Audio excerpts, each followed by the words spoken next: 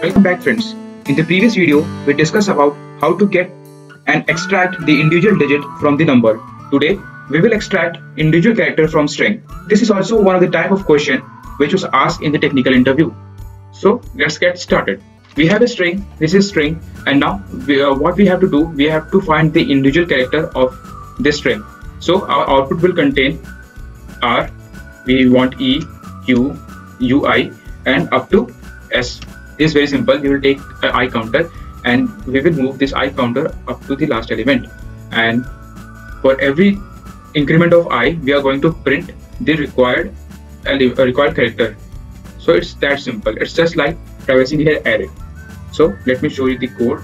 Here you can see we have written public class indiv_char, which is individual char, and the main, this is our string. We have created a string and add the characters. This is the character. Or now we use the for loop, which will start from 0 and it will go up to the length. This is the function, length function, which will get the entire length of the string. Which string? A string, which is this. So we will get the length of this characters. Now we are using the function character at. This function will get the character at the particular position. For example, first we have I equal to 0.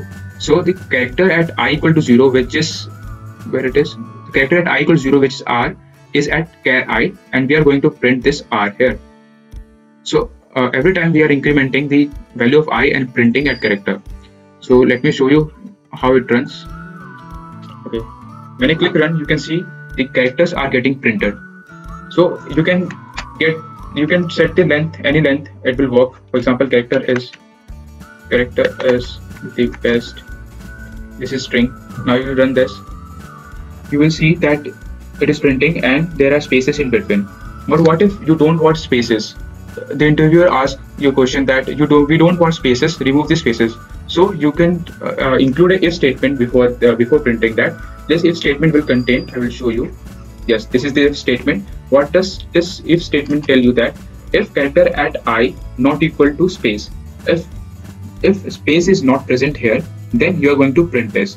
If space is there, you are going to skip this and move forward. So you can see there are spaces in between, and when we print this, when we use this function, now you can see the spaces are gone. Let me show you clearly. Characters is the best, so you can see this. So it's also one type of question which is asked during the interview, and it's very simple. Just you have to remember that we are using two function, which is char at I and length function, which length function will get the particular length, and character at I will give the particular character at that position. Which position? The ith position, which we are iterating through the for loop. That's all. Thank you.